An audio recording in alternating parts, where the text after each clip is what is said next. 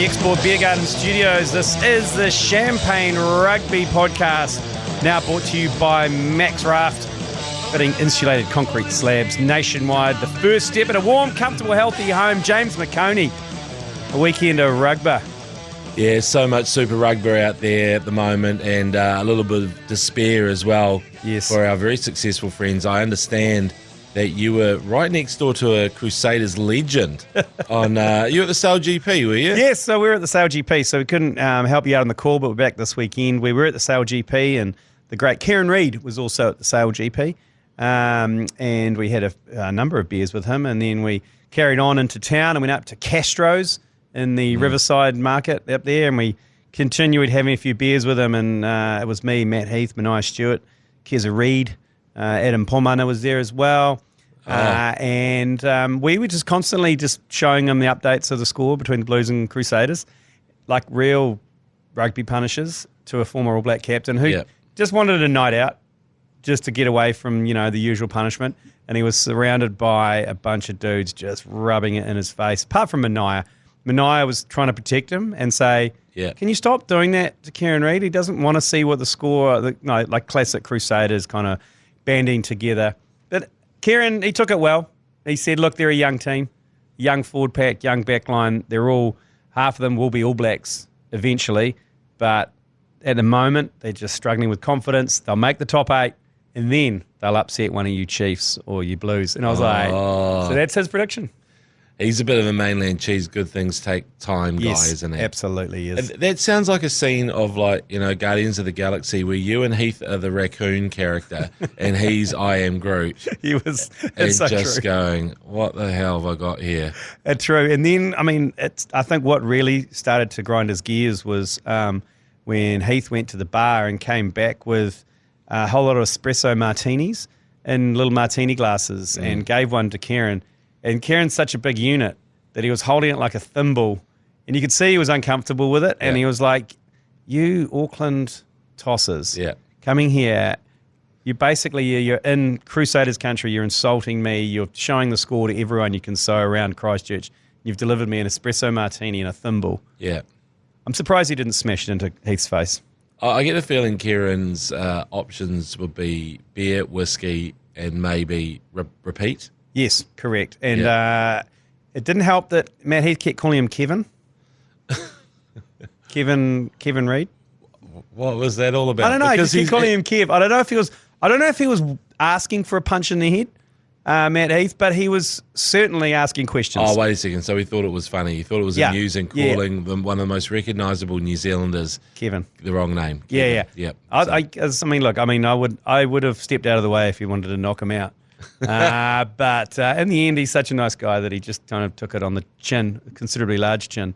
I can imagine you holding his arms, actually, while Kieran Reid used him as a punching bag. Just, when you're a kid at primary school and where they go up and under your armpits and then over and lock your arms back while the school bully pummeled your torso. Your rib cage. Yeah. So that leads us into that first, the second ACC game of the weekend, but that Blues v Crusaders, where the Saders at halftime it was only 9-6, and you thought, these Crusaders are made of stern stuff, don't you worry. But it's Saders minus Razor, and I guess that's a factor. But the Blues, they got it done. It was a little bit of a turgid affair, unfortunately. Yeah. But Owen Franks, he's still out, isn't he? So he's still 0-5. Yeah. But is he back for the Chiefs this weekend? I don't know, but I worked out that the Crusaders are missing 13 players from their team that won Super Rugby last year. Jesus. At least 13. And then obviously some of them have gone, like Sam Whitelock, Richie Moonga. Yeah. And of course then which means you've got the hardest act to follow, like harder than... I got Whanganuku's gone as well. Oh, honestly, Whanganuku, Braden Ennell's out, Dogrell's out. They're missing, I think Mitchell Drum and Bass is gone at the moment. They've got no Christian Leowilli, no Ethan Blackadder, no Cody Taylor hasn't fronted yet this season. Ollie Jaeger's gone.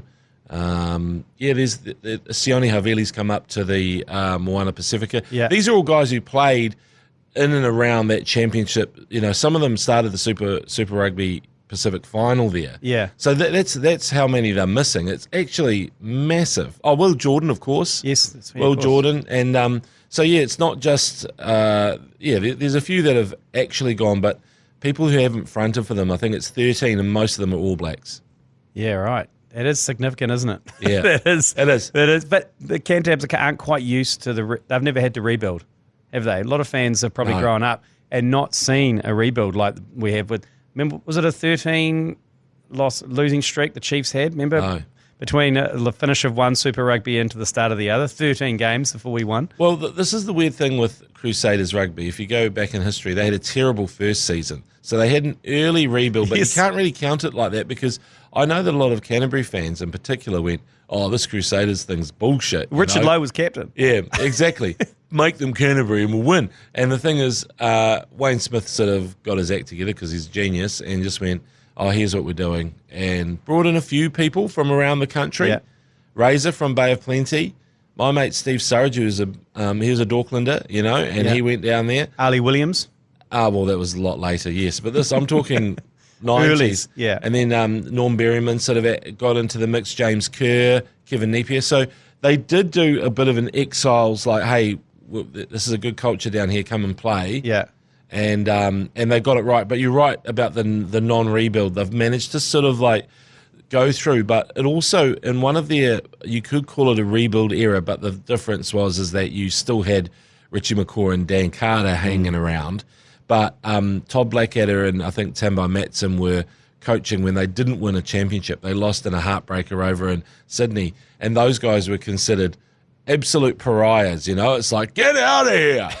And they're two legends of Crusaders rugby, but because they didn't bring home the silverware, it was like, oh yeah, absolute failure. So I hate to think about what those fans will be saying about this team, and they should really just zip it, because even I reckon with Razor coaching, they wouldn't have done much better. Yeah, right. Yeah, you're right. I don't think they would have. But this Friday, doesn't get much easier for them, does it? They got the Chiefs at home, the Crusaders, so they could go 0-6.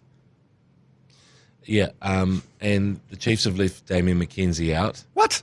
Have they? Yeah, that's a power move. That's a big dick confidence move from the Chiefs. And you and I are Chiefs fan, and we're just going, what the hell? Because they haven't looked good without McKenzie on the field. Yeah. I think he was missing. Remember that first game we commentated? Yeah. And he got an injury early in the second half, and everything turned to shite. And we were going, what the hell? Just someone do something out here. So Ioane will come in there? Yeah. I think Josh Ioane will play. They've got Josh Jacob as well, who's did really well for Taranaki in the NPC. But that is a big move. They've got to rest them sometime, and that's where I guess they're saying, it does feel like they're saying we can win without him. It'll be sweet. Famous last words when you go down to Christchurch, right? I know, and I hate to say this, but I've been accused of being the Grim Reaper of sports, particularly when it comes to Black Caps games. And I will be in Christchurch for that game, and I'm going along to support the mighty Chiefs Mana after our ACC Golf Open. So if Chiefs Mana lose, it's not going to be good for my Grim Reaper reputation. Yeah, I'm away this Easter as well, G Lane. So whoever comes in here, there's going to be a lack of Chiefs Mana. It actually be quite enjoyable for people from outside that region. Yeah, their commentary. So I would tune in if you're from anywhere outside the Waikato Bay of Plenty. But the thing is, with the Chiefs, they've spluttered along. But I feel like that's probably a better sign if you consider the Crusaders last year, early in the season, weren't necessarily dominating, and then won the whole bloody thing. Yeah, well, they lost to us twice during pool play, didn't they? So they did splutter along. But I'll be down there after the ACC Golf Open, you see, and I've got Joe Jury with me, and we've got a bunch of tickets to give away to our little area. Oh, and nice. I'm keen to section it off with Chiefs Mana fans, because we need to stick together in Christchurch. Otherwise, we'll get a punch in the back of the head. Yeah, you got to watch your back. Yeah, and then there'll be Joe Jury and all his Crusader wounders, and we're in one little section. So what could possibly go wrong? Oh, that feels fraught with danger, but I feel like there's a few safe havens there. You know those end terraces they've got? Oh, yes. That seems like quite a nice place to be. Yeah. And a few sort of escape zones, like you could jump over the back. I mean, yeah, it's a 4-metre drop, but... It's better than getting your head Yeah, caved in. yeah, it is. Yeah, it is. Yeah. Well, I mean, let's be honest, there probably won't be many people there from Christchurch anyway. You might land on a pie card if you're lucky. If you jump off the That's stand. true. Yeah, onto the canvas cover of a pie cart. Yeah. Well, it's Easter Friday, so I mean, I'm looking forward to seeing the crucifixion of the Crusaders being strung up and some nails put through their wrists. Yeah. They will come back. That's I believe eye sockets is right. But it might be tough to get back for the bun fight that is the playoffs, because there's a few teams that are probably going to make the playoffs, aren't they? Yeah. Like Brumbies, they'll be pesting around. Yeah. The Reds can't. I mean, they lost to the Force, but they look like they're going to win a few games as well. Same with the Waratahs, though. Yeah. I mean, they lost to the Drua, but we'll touch on that in a bit. But they don't look shit. No. Not as shit as previous years. G Lane, you deserted us on a weekend when they were sort of like a bit lukewarm, these games. Hurricanes thrashed the Rebels 54-28 on Friday night. Did you catch it? And do you always like a game in Palmy with the Speedway circuit on the outside? Because I think they should add Speedway to the mix. Make it a super event. Yeah. So have that going at the same time. Good crowd, though, I saw there in Palmy. So at least that was one thing. And also the game day good punt came off. It was Will Geordie Barrett to be the first, second or third try scorer. Yes, so he did. that came in. So I was in the TAB on Courtney Place at that stage. Did you place it there just moments before? No, I actually placed it the day before, but I went in there and watched the first half because it was post the Golf Open we had down there at Shandon, which was a good time. But yeah, they gave them an absolute pantsing, didn't they? So, yeah, it was. And basically there's a talking point we've got for the Type 5 about Harry Godfrey. We will get to him, but then I noticed the OG Petinata scoring another try. He's right up there on the try scorers list. I saw that. 59. So he's only 2 away from the bus. Yeah, it's not far at all. Yeah. So he's got a chance of actually breaking it. That'll be a bottle top question at some stage, won't it? Because you don't. It's normally Dougie Howlett. It's wingers. Yeah, it's Christian Cullen, Joe Roth. Yeah. It's not a halfback. Yeah, or Falau. Yeah. But yeah, that's the thing. He's doing good things. The depth of the Canes is impressive because they made, I think, 13 changes, Adam told me, but it was a lot of changes from the previous week. And they've still got players to come back. I don't think I've seen an Umaga Jensen foray yet, or foray. Well, that's because he hasn't recovered from me falling asleep on him. Ah, yeah. Yeah, on a flight back. That's true. He's quite drunk. Salise Kaviarasi has basically been on the bench most of the time. He got a start. And that's the thing. I was like Aidan Morgan, the Captain Morgan's run. He was out there playing. So they're happy to give all these guys a bit of a run, like it's third 15 rugby, where you go, you guys have a go. You have a go. You're about hungover. Yeah. You have a go. But they've got who they got? They got the Highlanders this weekend, this Saturday. So it's a good couple of derbies actually coming up this weekend, which we're covering on Sky Sport 9 and iHeartRadio with the Chiefs, Crusaders, and Hurricanes, Highlanders. So back into it. Good to see. It is. You said to me earlier, it is quite tough when they're not derbies to get excited. It's you just know it's a fait accompli when it's a team like the Rebels can't even afford to pay the flights over. They're still in Palmy, and they're basing themselves out of Palmy. Yeah, it's cheaper. Staying where the Spanish women's football team left in disgust. I mean, that's fine for us. We're from the Rebels. Well, who sent the Spanish football team there? The women's football team, because they operate in the hours of like 10 p.m. to kind of 3 a.m. Yeah, that's pretty much when Palmy goes into hibernation. Yeah. Do you know, I interviewed the only Spanish player who spoke English, And my second question was, what's wrong with Palmy? Like this. And she goes, no. And she just sort of went, no. And they just went, it's not that we were happy and all this kind of thing. It's like, whatever. You hate Palmy. Say it. Coming from Barcelona, Madrid. No, it's beautiful cultural capital.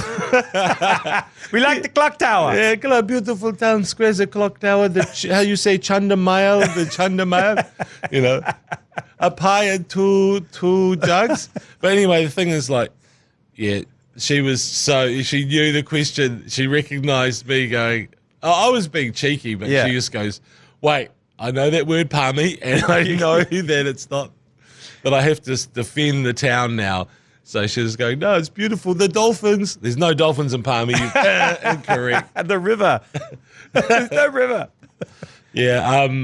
Did you see Fiji and Drua in extra time beat the Tars? I did see that because it did mess with the multi that was placed by Champagne Rugby, because it picked the Fiji and Drua to win, but it needs to be at full time after 80 minutes. No, that's such a loop technicality. I know. So that messed the multi completely. But yeah, won with a golden point. But great to see. I love watching the Fiji and Drua, and I just love the fact that how much passion they show. The crowd are into it. I reckon take the Super Round to Fiji, basically running dinner hour. Yeah. And just play the Super Round, because if you get crowds like that who are just like basically hanging from trees outside, out on top of buildings, it's good to see. I love it. When they won, it was a drop goal in extra time. Great droppy as well by Valentini's brother. He, the camera operator, just showed the crowd, and you could just see the top of the players' heads. Like they did. He was on the side where he could have shown the players, but he just wanted to show all the umbrellas and stuff just flying in the air. But it was still just the messiest shot I've ever seen in TV, where it was like, I love it. He knew the action was on the bank, but he had these players' heads bobbing up in the foreground. But yeah, the passion was huge. I'm the same with you. I really want to see them Drua make the playoffs, and I'd love to see them get a home playoff. I don't think they will, but I would be great, and I would hate to be a Super Rugby team playing the Drua in a semi-final. With nothing to lose, with the Drua coming into you and just throwing everything at it. It would be the niggliest team to prepare for a final if you thought you were going to go through the final and you had to get through the Drua. Yeah. So they might have the best player of the first 5 rounds as well. Yosefo Masi is their centre. I've actually seen his surname, and it's not really Masi, it's Masi and then 13 other syllables. And even he, as a Fijian, has said, I get it. Just call me Yosefo Masi. It's all good. Because in the end, we're all trying to be as PC as possible and say, we're gonna have a decent attempt. We'll give it a crack. We'll give it a crack. We promise. We're good. And then even he's going, no, it's fine. My parents can't say it, whatever. I mean, they just like, I'm Yosefo Masi. He plays centre. He scored this try where he just did the goose, the fend in the chest, just a big boom, and then pace over, and he scored another try where he actually had an overlap, but he went, actually, I'm so fast, I might just keep running, and no one's going to keep up with me. Is this season being the season of the goose step? Yeah, goosey's good. I don't think I've seen so many goosies in rugby, and I love a goosey. I remember growing up in kind of the early 90s, it was David Campese goosey. He was the pioneer of the international goose step, and I'm loving it how it's coming back. Yeah. He always did a hitch kick as well, didn't he? And so I love a goosey as well. I remember a young commentator at Sky was commentating a schoolboy rugby game, and he goes, the goose step, it hardly ever works. And then the guy just went 80 metres, and I just went, now first of all, you're the main commentator. You don't have to say the goosey hardly. No, it's a negative thing to say. Like, what are you doing? Goose step. But I just went, that kid just proved you wrong. Also, the goose step is awesome. Fuck yeah. We love the goose step. The goose step, and you know what? The tap penalty coming back as well, in terms of just not putting on a scrum or kicking, it's like tap and go. Yeah, exactly. It freezes the defender, the goosey. That's what it does. Yeah. That's what, when Benji Marshall brought in the jump step, people still struggled, and Sean Johnson copied it, to deal with the fact that he's in the air, which way does he go, and that was enough to freeze him, because it didn't matter which way he went. He's just too quick. So, I'm all for the goosey. We're going to take a quick break, and after the break, we'll let you know how you can win some tickets to Super Rugby thanks to Max Raft. Plus, we'll have the Tight 5.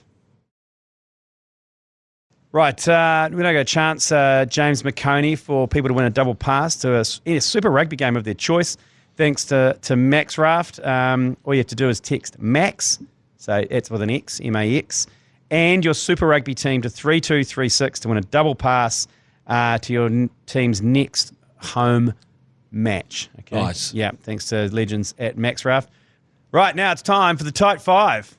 Number 1, resting Damien McKenzie. Have the Chiefs lost their mind?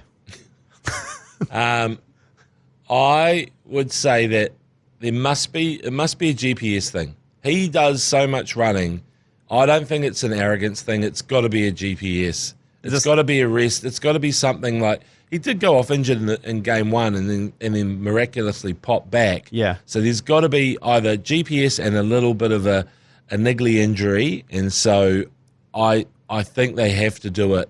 They just know that that they put him out there, and it might just ping whatever it is that's troubling him, or he's just done so many miles they need to. I mean, he almost left his body. Remember, he had that. Oh, gets the Drua. Yeah, he got absolutely smashed. So I feel like there's something pinging inside his brain or his body that says, "I got to have a rest." Or is it a massive flex from the Chiefs? Is it Big Dick Clayton McMillan? They do call him Donk. We all know why they call him Donk. Well, are you sure? Do you know why? It must be something to do with the Verdonk. When you get it out and it goes badonk onto the table. He does have a few tells. You know those big ears? Yeah, just everything about him seems big. Yeah, there's a few things I'm just thinking. There's He'd nothing go well in the showers. Yeah, there's nothing about him that says cashew nut.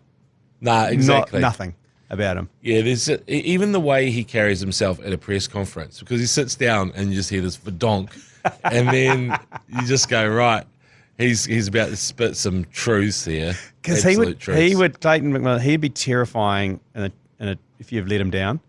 Oh, 100%. He is the coach who apparently he's quite funny. All the chief staff say he's hilarious, but I think he's so scary that when he does crack a joke, everyone's so relieved they laugh.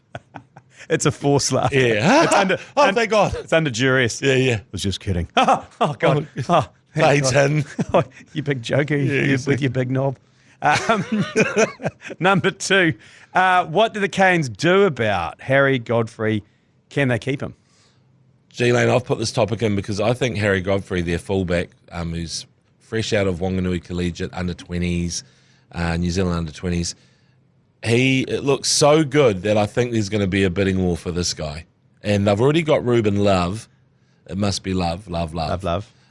He's already at fullback, and he's been training the house down and doing sprint training in the off-season, all this sort of stuff at number 15. And then you've got this unbelievable excitement machine. He may not stick around to wait behind another player at fullback. That's what I think.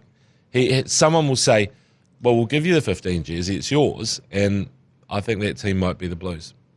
Really? Well, I know the National Bank horse is good. He's really good. But he's not Harry Godfrey? I think Harry Godfrey could be something special. I bet you Ray's is excited about him as well. He'll be writing his name down going, oh, what do I do with this guy? Or potentially, I suppose you've got Will Jordan at fullback in the Crusaders when he comes back. Yeah. He probably won't go to the Highlanders. It's a bit too cold, a bit too south. Well, they've got their JKR rolling now. Oh, that's right. So they've found their fullback, and then Shooter Stevenson is probably going to muscle his way into the All Blacks. But then fullback is just that role that if you can be the reserve fullback, but to be honest, that's the guy you have who just cuts capers all game and pops up and runs a line, and he can do all of that stuff. And he's not a huge human, but you see, in World Rugby it doesn't matter. Yeah. You know, like you look at the guys who impress you the most. McKenzie, DuPont was the best player in the world for ages. I know he's a halfback, but the thing is, you know, half those Irish backs are just normal-sized humans, you know? Yeah, that's true about the Blues, because they can put the National Bank horse on the wing, couldn't they? Yeah, and I think he's going to play first 5 eventually. That feels like he's a first 5 being a fullback. Do you reckon Zahn's a first 5? Has he played there? Yeah, all his junior rugby played first 5. But, I mean, he is a good fullback as well. Yeah. I mean, look, the thing is, I'm sure the Hurricanes will say, we've locked him in for X, Y, Z. He's a talented player, but I don't know if someone out there wants to pay him the max. Yeah. And you're allowed to pay extra as well. I think there's been private deals done to get players up. I think Bowden, how did the Blues get Bowden up from the Canes? Yeah, that's true. There've been deals that have been done. A house in Grey Lynn, a house in Takapuna. I don't know. Not deals that big. That's massive. Sorry. Okay. They're just rugby players. Number 3 in the Type 5. Rugby cat grounds with cool things attached, as you mentioned, the Speedway in Palmy, the Velodrome in New Plymouth, a nightclub and concert venue with giant screen at the Racing or Club Racing in Paris. Racing. Yeah, that's true. I'd love to see multiple stuff going on at any one time. Yeah, so that Racing Club in Paris, it turns into a nightclub, but it's also it's basically built as a concert venue because at one end they don't have a crowd. It's just a massive screen. Yeah. So the stage obviously naturally goes up in that dead ball area, and then suddenly Rihanna's there, Riri's just go nuts, and so that is another level. G Lane, well, you're an events man. What would you like to see? Well, that's like the Sistema lunchbox in Dunedin is the same. It's the big concrete pad at one end, which is where the stage goes.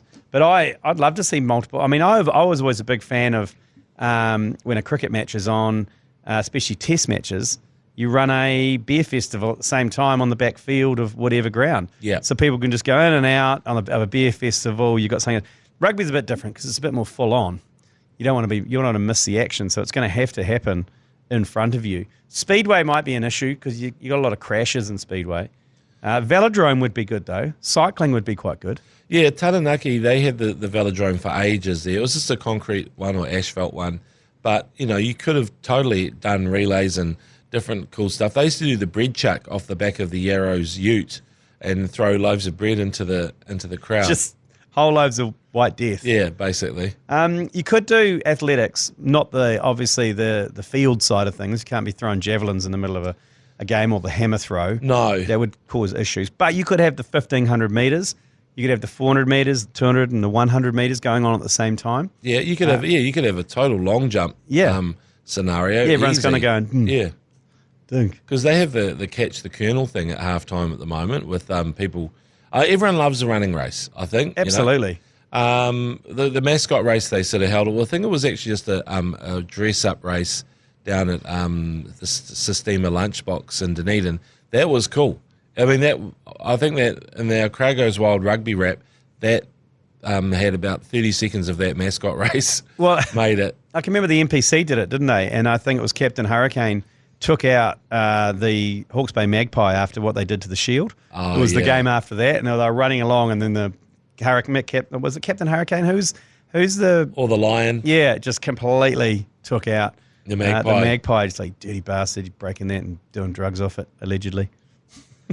So I think when it comes down to it, rugby grounds, I think need to do stuff anyway because just for crowds. Yeah. So you don't want to have a scenario like that. Super Round in Melbourne was terrible, wasn't it? Oh. Just green seats everywhere.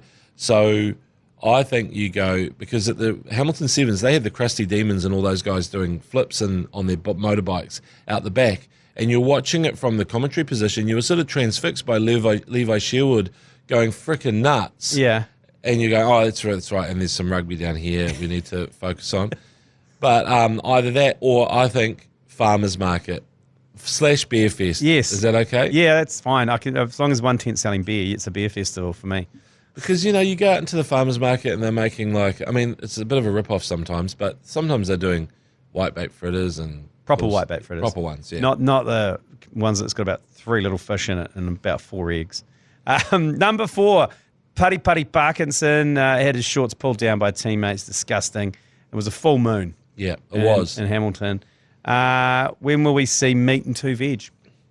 Well, this is the thing. I think, G Lane, in your time as boss of the ACC, you've run a competition where people had to send in photos of meat and 2 veg out in full view in the field of play or in sometimes a team photo. Yes.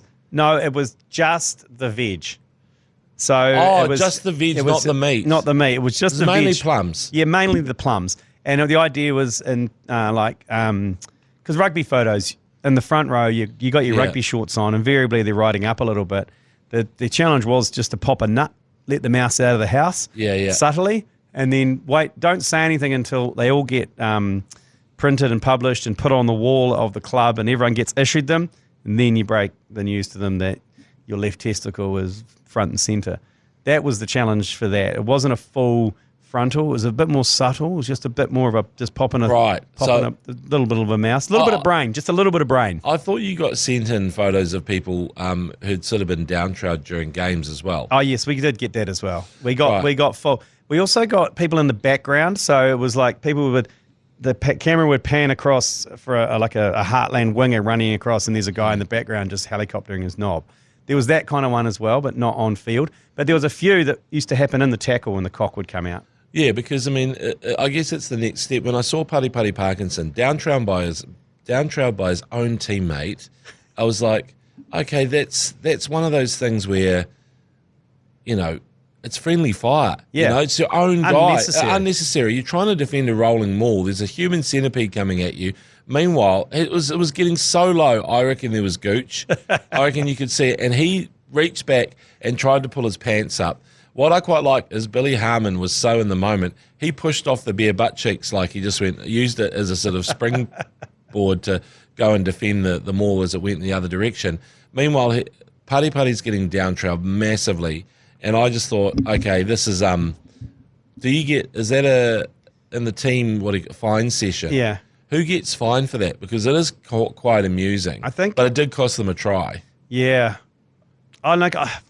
Whose fault is it? I mean, it's probably the person who pulled his pants down. No fault of Putty Parkinson's. But he stopped pushing against the maul and grabbed for his bum. Oh, was that a bit like, you know, if a Staffy Bull Terrier ever attacks you, you're supposed to put your finger up its bum and it'll release.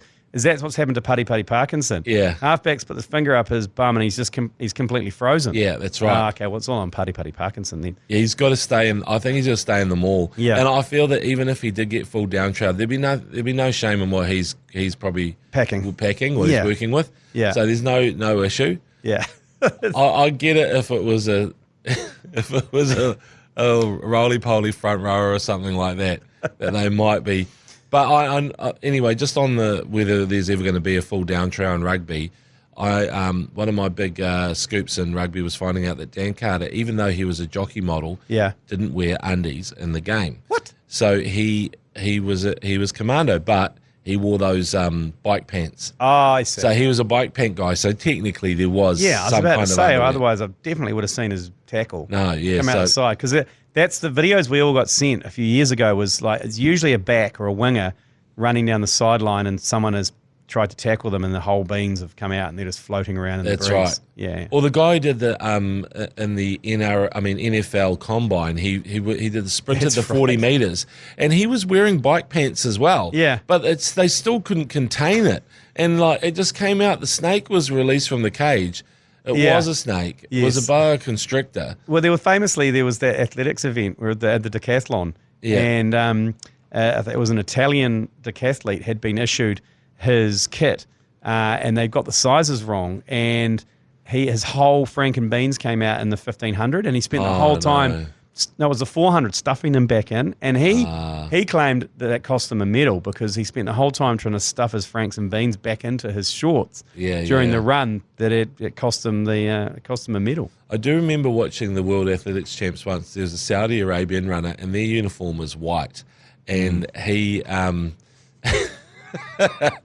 which seemed to show up like, just accentuate things a little bit, and he was doing well. Let's just say he was packing heat, and he was doing the 400 as well, or maybe 400 hurdles. But it got to the point where he was quite successful, but also every single close-up, the commentators, there was some giggling in the commentary box because they were going, what are we witnessing here? Because it felt like a world record, not for the running, but for what was going on underneath that lycra. Rounding out the Type 5, speeding up rugby law changes, already changed the kick chase law. I'm a huge fan. They're introducing the shot clock for scrums and lineouts, outlawing the crocodile roll, the clear out of rucks. What's the crocodile roll again? Is that when you grab them and pull them over? Yeah, it's where they sort of twist them and they sort of twist them out of the ruck, so they sort of grab them and roll them usually to the side. Yeah. But they roll the top of their body and the rest follows. You know what I mean? So And is that attacking or the defending team? it's it's both can do a crocodile roll, but it's generally a clean out thing from the who does a crocodile roll? Yeah, either side really. But definitely if you're on attack, it would be the more likely that you'll be one of the cleaners who comes in, and you're either cleaning straight on, or if someone's kind of over the ball and about to get their hands on the ball, you grab them and you roll them out. So that's not illegal at the moment? No, it's not, but they're saying it's kind of like it's really dangerous on the spine, right? And it's not a good thing to do,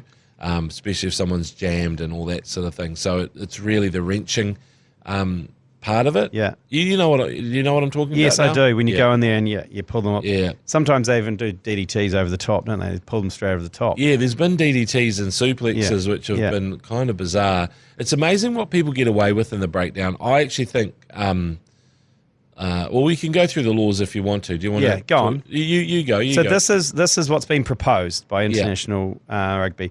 This one I can't get behind. Lowering the tackle height in the elite game to the base of the sternum, which for me I'm struggling a little bit with because that's the nipple law. Basically. Yeah, it's very hard with different size players to enforce that, and also such close contact.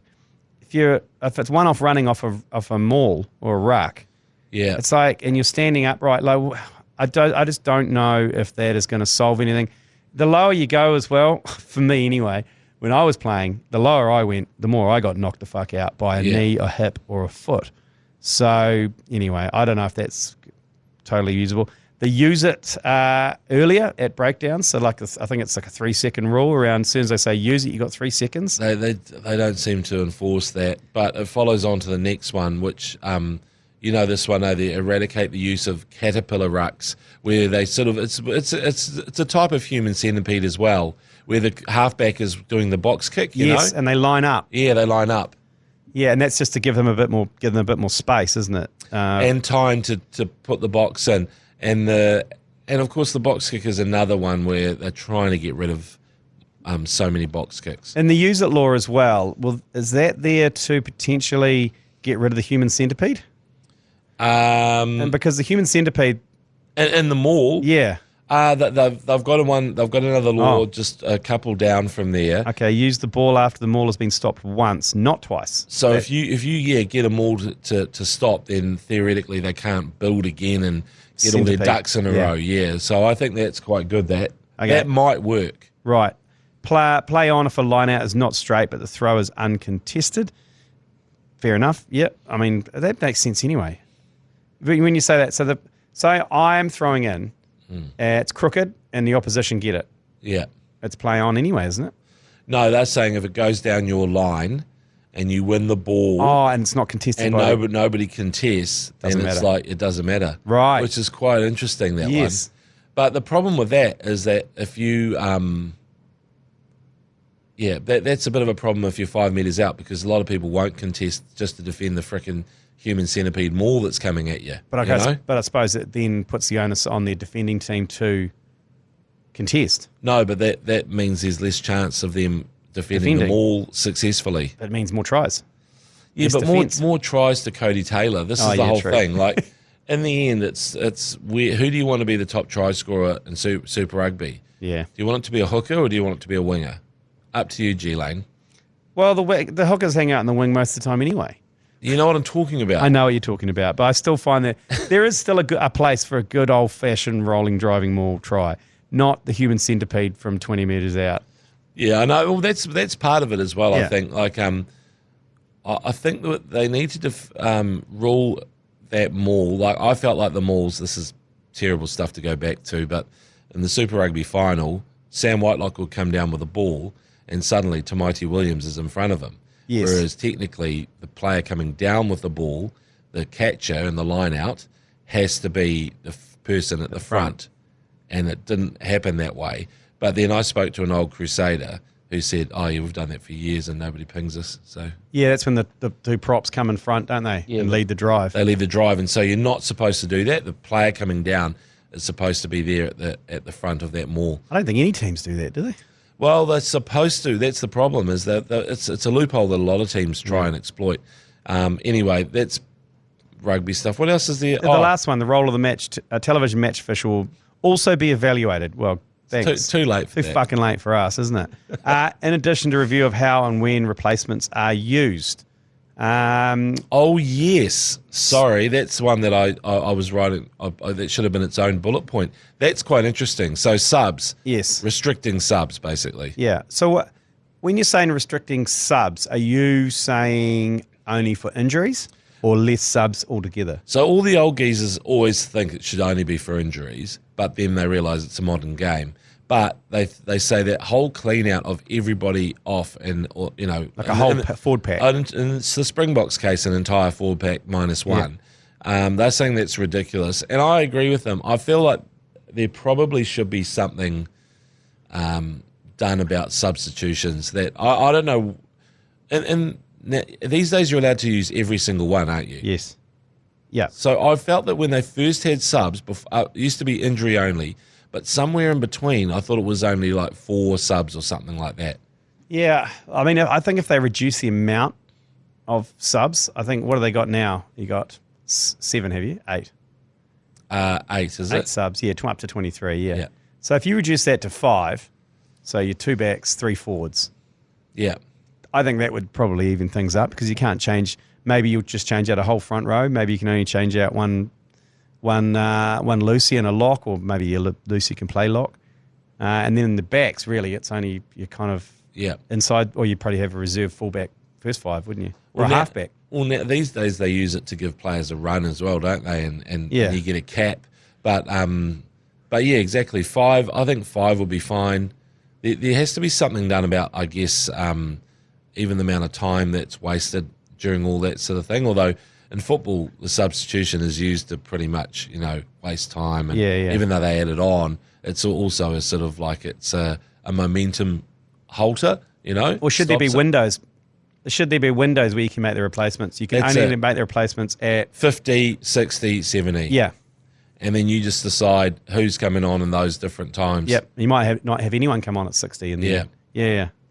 And that's the thing. That's the other. They were talking about that as well, like having sub windows, which I think is probably quite good because then you sort of go, well, what are they doing? There'll be a bit of Are they doing a halfback? Are they doing a front row? For position. Yeah. Who's going to go? Who's going to make the move? I mean, when do you? Because the thing is, halfbacks generally they're a 60-minute sub, but all the front row is around 50, even before, right? Yeah. Yeah. Here we go. Okay, we'll take a quick break after the Type 5 there, and we'll come back with this week's Champagne Rugby TAB Good Punt. Right, another big weekend of Super Rugby coming up this weekend. The ACC are calling the Crusaders Chiefs match Friday night at 7 p.m. Mania Stewart and Matty Ward bringing you that. So an Aucklander and a Cantab, so we'll see how that goes. On Sky Sport 9 and iHeartRadio. Then on Saturday, it's Matty Ward and myself with the Hurricanes v. the Highlanders. Those are the 2 big games that we'll be covering. The other games are the Blues are playing Moana Pacifica as well for another kind of local derby. But the game day good punt for Champagne Rugby, it's another 4-leg multi. James, it's the Hurricanes over the Highlanders on Saturday, paying $1.33. The Drua over the Force, paying $1.27. They're hot favourites there. Chiefs Mana over the Crusaders, $1.50. And these are very missionary. And Waratahs over the Rebels, which is paying $1.30. And that's going to pay out. It's paying about $3.30, that one. That's not for that 4-leg multi. Could we juice it up with the Brumbies to beat the Reds because they're paying $2.70? Really? And I know it's up in Queensland, but I just feel like the Brumbies don't look like they're going to lose to any Australian teams this year. They've got a good back 3 as well, the Brumbies. They're really exciting back 3. Yeah. Who's the guy with the pink boots who can just... Tool. Yeah, the massive Tool. The massive Tool. Yeah. He is rapid, man. Yeah. He is rapid. He's a proper sprinter. Yeah, there you go. So that's our 4-legged multi this week on the TAB game day. Good punt. Match you're looking forward to the most this weekend, James McOnie? I think I'll be in the air for Chiefs Mana against the Crusaders, but Where are you going? it's Australia. Are you going to Australia? Sunshine Coast. Oh, shit, mate. Visit my cousin over there. How good. How good on the Sunshine Coast. Yeah, so going up there first time. But then the Landers against the Hurricanes, that to me is quite a good test because I think, you got perfect conditions in the Sistema lunchbox. Yeah. The Hurricanes are just, they can run it from anywhere. But the Landers at home, they're tough. No zoo, though. All these students are off. Oh, yes. End of term, so they'll be Zooless. Yeah, it's zooless. They're going home to do their washing and tell their parents how much sexual activity they got up to in the last term and just disappoint their parents. So that they all disappear on Friday. So the zoo might not be as rampant. I didn't know the zoo was alcohol-free. Is it? Oh, but it's preloaders though, right? That's what I mean. Well, I've heard that outside the zoo basically is a sea of RTDs. Yeah. It's basic, and they turn up Wu-tanged. So you see most of them leave at halftime. So most of the shots of the zoo are the first half. Everyone's going crazy, and then they sober up and they all leave. Right. So, which is seems a bit crazy to me. Why don't you just give them beers? They're all of age. They're all 18 or older. Yeah, So just serve them beers. It's the zoo. It just seems one of those things that And it doesn't have to be high strength, you take the rocket fuel out of there. Totally. It just seems again like we've just about got something right, but can't quite finish it off properly.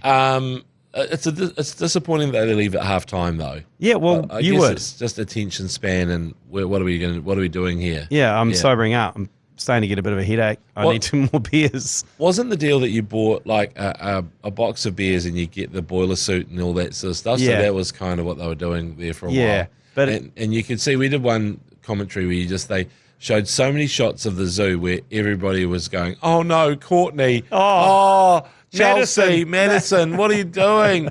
No, don't do that. You know? And so, but of course, when they come back home to Auckland and other parts of the country, they always go, "Now, did you meet anyone? Have you met anyone nice?" Yeah. Oh no. No, really. I kissed a boy one night. That's about it. They'll give them that. Yeah. I met one guy, but he's not. Yeah, he's an engineer. Exactly. Yeah. But then if you only knew, parents, what is going on down there? Just tune into a Highlanders game and just wait till they pan around the zoo. Then you'll see young Greta there, and you're like, "Oh my God, what is she dressed as?" Yeah, and so, but props to the zoo for just being a thing. I think they needed to do that. They needed to embrace it. I didn't realise there was an alcohol ban. Yeah, that's kind of shocking. I know, it shocked me to the core.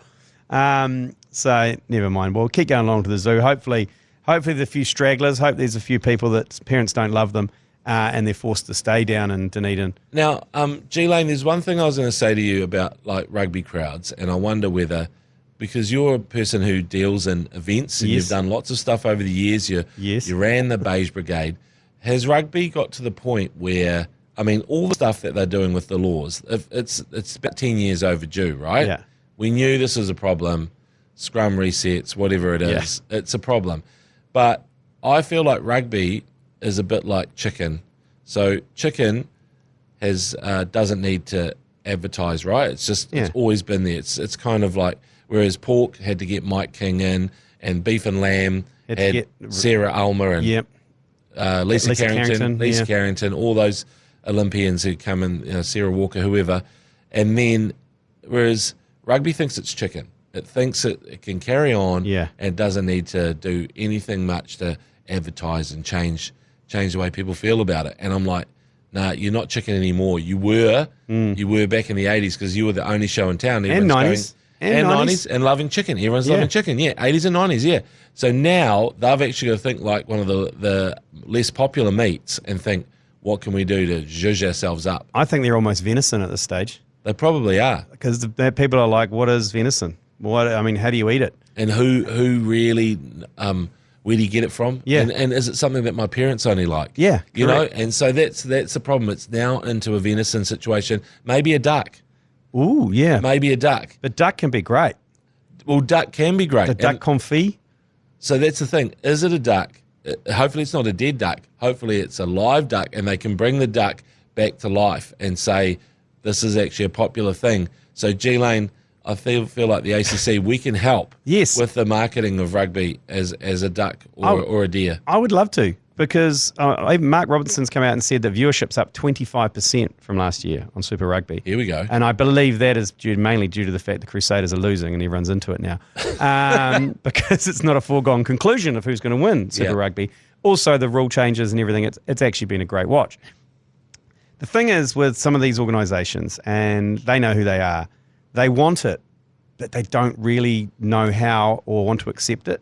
Yeah. The fact that you can't go to a cricket match anymore and have a few beers and start singing and chanting and shouting is thrown out because you're too noisy. Yet they've sucked the atmosphere out of it, yet they want it, but they don't want it, but they want it, but they don't want how you're doing it. Yeah. It's kind of, it's weird. Rugby's going to be the same as well. You want to get people back into the ground, but the only way you're going to encourage them back into the ground is by putting Levi Sherwood on in the background doing flips on his motorbike at the same time as having a beer festival. That's taken away from the rugby. You're like, well, no. We need anything we can to get them to the ground. The rugby should then be able to sell itself. So could we do ACC Beer Fest at Eden Park before a game? Well, yeah. So why don't we... Beer and Pie July. Beer and Pie July, we'll go and do it. Yeah, Beer and Pie July, mind you, I think Super Rugby's finishes the end of June. We'll be the only ones there, but it doesn't really matter. There's a test match, but they won't let us in for that. But it's true. Maybe the first 3 hours before a Blues game, on the number 2, you have a beer festival. So you get 10,000 people at a beer festival, New Zealand's biggest outdoor beer festival / rugby game. Afterwards, they all go and they fill the East Stand or they fill the North Stand or whatever. Then the rugby itself should sell them. People go, fuck, how good was that? How good was that day? The beer fest was great. The rugby was great. Yeah. Okay, we'll go next week. They're right there, captive audience, and I think it works. I mean, that's the thing. That was why I was, saying, well, if you have the farmer's market, then you can turn up and get your stuff, your fresh produce, your olive oil, and then you just might just dabble over into a little bit of rugby. I'm thinking more NPC when it's day games, you know. But for Super Rugby, they do need something. I mean, you can't really have the Pink concert and then go, okay, while you're here, please welcome the Blues and the Crusaders. But I know, but for far too long, putting some fireworks on or some flames at the end of the ground is not enough. No, that's not a match day atmosphere. I mean, you can lose the flames. People don't go home and go, oh, the game was a bit average, but how good were the flames? I saw people complaining about the DJ the other day and saying, exactly, no one's talking about flames. They're saying about the DJ, what's happened to the time where you actually turn to your mate and talk about something, or you yell something out in the break that's slightly amusing. You can't now because they're playing Sweet Caroline, and in the case they played a bit of Backstreet Boys, and I can't remember, Atomic Kitten, I think, got a run the other night. Yeah, that's right, in Hamilton. Yeah. That's another bugbear. Is also there is a time and a place for like music. The Sevens was a great time because it was all day rugby, so you needed a little bit more something else to keep you going. The problem with DJs is it doesn't allow the audience to find their voice. So in cricket, they play music right up, even test matches, right up till the first ball is about to be bowled. Yeah. So it takes away that anticipation of the first ball of the test match when people are like, ooh, hey, or if you want to get a chant going for Neil Wagner or Southey or something else, you don't get a chance. The only chance you get to really get into it is between overs. But they'll hit you with Coldplay at full volume and you can't get, since you can't get going, you're not going to get the other part of the crowd going, and the crowd just lose their voice. They go, I agree. I'm out. And after reading the feedback from all the people, this is my mate Steve Hale, who's on Twitter. He's a good follow on Twitter, and all the comments about how the music's too much, that they still want a chance to be able to create the atmosphere. They're almost saying, "Put me in, coach. I can do this. I can do a chant." And maybe that's what a rugby team needs to do, or a cricket round needs to do, is say, "Yeah, we're just going to lessen the DJ's input. We're going to bring the crowd back into this. We're going to give you." Hey, here's a few suggestions of chants. There's a chant here that's come in for Southey, Southey, Southey, hey, hey, hey. And you could do that with Godfrey, obviously. Godfrey. That's right. And just the onus is then on the crowd. And we're not very good at that as New Zealanders. We're not great at that. That's why the DJ's taken over, is because we've been a bit shit at actually finding our voice. So if they put the onus on there and be open about it and go, hey, at FML Stadium this weekend, the DJ's got COVID. It's up to you guys. The ACC have written a few songs. Here they are. We're going to play them. I think it's on your seat is a song list. Yeah. What gave me... QR code and the song list comes up. Correct. And because what gave me hope and what warmed my cockles last year was that when the Warriors put their team song on the big screen. Yes. At Go Hard Stadium, and 20,000 people sung it. Totally. And I was like, I had a tear in my eye. I was like, this is what sport in New Zealand should be. And that was like, that is fucking awesome. And we were Mulu fans, and so we got into the Mulu ole, ole, ole, Mulu ole. And so that took off, but then it needed to sort of graduate into other chants. Yeah. I used to try and make things up with my mates, but it was only a small pocket of fans. But now you can do the big screen. Yeah. You can QR code the lyrics. ACC, we're always writing songs. I'm personally, we've got McOnie Road Studios going. Yeah. And so if we can say we'll provide some chants, some ideas, totally PG. Yeah. Totally PG. We'll just see if the fans take off. But the other thing about that is if you say there's a new chant to debut this weekend, it actually tells people that the game's on. Yeah. They go, oh, that's right. Yeah, I'll go down this weekend. Well, yeah. It's just another reason to say, oh, okay, I've got to go down. I'm going to participate. I'm going to sing a song. I guess it needs to come from a fan group, though. Or it comes from someone like us who are just fans of the game, because what people hate the most is manufactured fun, which tends to happen quite a lot when a rugby union or whatever go. Remember they tried to, I think Adidas maybe one year tried to start an anthem and try to tell you this is the new anthem of rugby or whatever. Yeah. It can't be a corporate manufactured fun or chant or anything like that. It's like every year we get approached by an agency who say, hey, we've written a song for a client. Do you reckon you could play it on the radio? And turn it into a hit? You're like, for the 10th time every year. No, we're not turning Sweaty Boy for Mountain Dew into play it on the radio, even though it's a great song. Sweaty boy. That's the challenge is having chants that work for fans, that they get the information, yes, that there's a little bit of a prompt before the game. It's actually kind of depressing that you tell me that the cricket, that they play music right up until the first ball. That actually sucks. Yes. Because the anticipation and even making that settles the batsman. If you're the team bowling, you want that little eerie kind of like... I'd rather have silence. The lull. I'd rather have dead silence as fucking Waratahs and Steve Smith. Exactly. And then someone just goes, you're a dick, Steve Smith, like just before he's about to hit the ball. Yeah, which would be you. Yeah, absolutely. Yeah, okay. That's as smart as I got. But even like is it Nareki no Holo? Why suck in a hole? Nareki no, like. Oh yeah, the new one. Oh, kini na hole. Yeah. But yeah, if you decided to say, yeah, we're committing to this is the chant for kini na holo. This is Ruben loves so many songs. It must be love, love, love. Love will tear us apart. But the whole thing is love will tear you apart because you're the home fans, blah, blah, blah.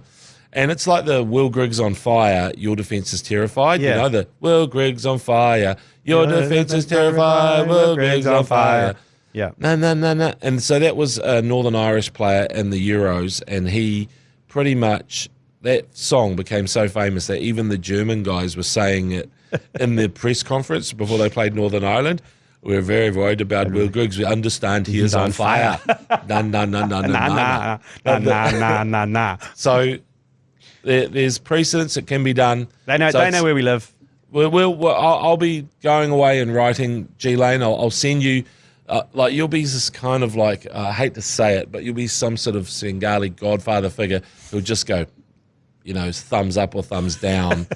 Yeah, that's going to work. And it's only because of your background in the Beige Brigade, because I know that you've actually got field experience of what works in I've been on crowds. I've been on the front line. Yeah, drunk on the front line, which is what we need. Absolutely. Thanks for joining us for Champagne Rugby. We'll be back again next Tuesday.